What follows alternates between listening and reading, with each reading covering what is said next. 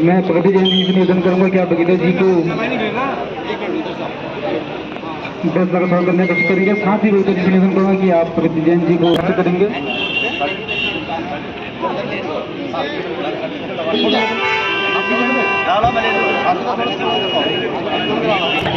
लाल किशोर पांडे से निवेदन करूंगा कि आप डूबे एसोसिएशन के अध्यक्ष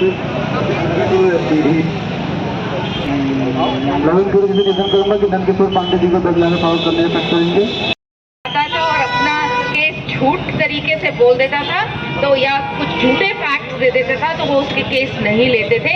इस तरह के ईमानदार वकील थे।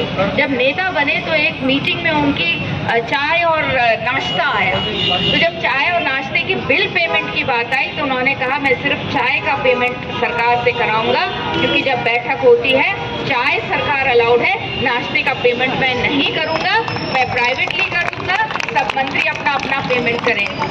तो ऐसा लाठी खाई, लेकिन 6 फुटे थे। तो नेहरू जी कहते थे कि साइमन कमीशन में जब लखनऊ में वो साइमन कमीशन के खिलाफ, मैं उनके बगल में खड़ा था, लेकिन क्योंकि खूब लंबे चौड़े थे तो सबसे ज्यादा, और इतनी लाठियां खाई कि उनको फिर बाद में चलने में बहुत समस्या होती थी, लेकिन फिर भी अडिग रहे।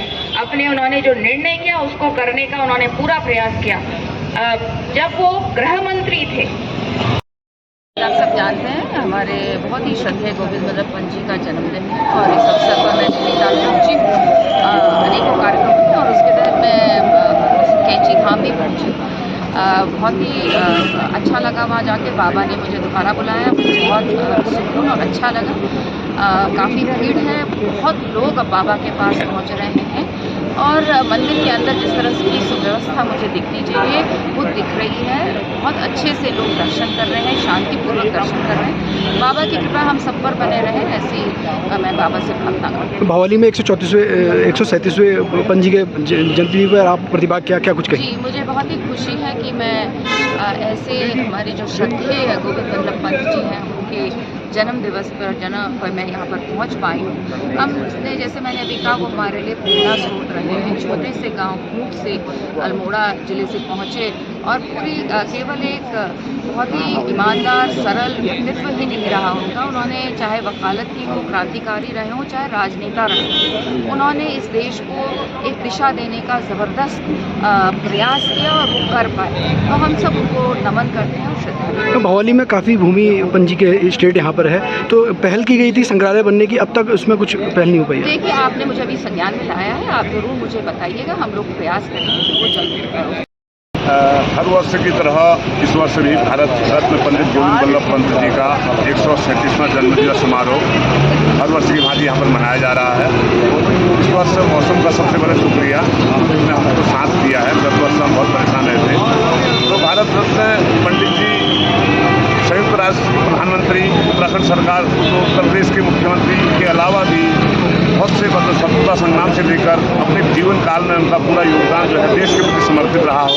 पूरी तराई को बसाने में पंडित गोविंद वल्लभ पंत जी का योगदान है। हमारे यहाँ कम से कम नैनीताल जिले में 20 जगह पंत जयंती मनाई जाती है, हर जगह पूरी धूमधाम से जो है इसका आयोजन होता है। और मैं आपसे ये कहूँगा कि पंत स्टेट में संग्रहालय बनाने को लेकर पहल छिड़ी थी, क्या कुछ उसमें आगे कार्रवाई? अभी वह पहल धरातल में मूर्त रूप नहीं ले पाई है। कुछ दिक्कतें इसमें हैं, ऐसा मुझे प्रतीत हुआ था। तो जल्द ही वो एक मूर्त रूप लेगी, यह हम आपको विश्वास करते हैं। हमारे जो हमने अपने क्षेत्र में जितने भी स्कूल हैं उन सभी स्कूली बच्चों से निबंध प्रतियोगिता, वादविवाद प्रतियोगिता और चित्रकला प्रतियोगिता का आयोजन स्कूलों में कराकर उन सभी बच्चों से जो है यहाँ पर उनके परिणाम आए हैं तो बच्चों को पुरस्कार देना है। और अभी हमारे मुख्य अतिथि हैं दर्जा मंत्री दिनेश आर्य जी आए हैं, उनका उद्बोधन होगा और बच्चों को पुरस्कार हम यहाँ पर देंगे, क्योंकि हमारे पास जगह की इतनी ज़्यादा नहीं है कि हम यहाँ पर कार्यक्रम करा सकें। लिहाजा जो है यहाँ पर जो प्रोग्राम है उनके विजेताओं को पुरस्कार दिया जाएगा। देखिए, काफ़ी वर्षों से पंत जयंती मनाई जा रही है। आज हमारा पंडित गोविंद वल्लभ पंत जी का 137वां जन्मदिवस मनाने के लिए यहाँ उपस्थित हुए हैं, क्योंकि गोविंद वल्लभ पंत जी किसी राजनीतिक पार्टी से नहीं बल्कि उन्होंने देश के लिए और देश की राजनीति में उत्तराखंड का पहाड़ का नाम रोशन किया।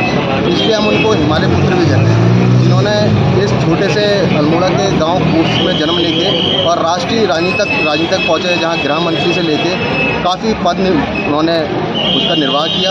और आज हम लोगों का सौभाग्य कि हम राजनीतिक धरातल से ऊपर उठते उनका संयुक्त रूप से जन्मदिन मनाते हैं और इस वर्ष हम उनका जन्मदिन भव्य रूप से मना रहे हैं और आगे मनाते रहेंगे।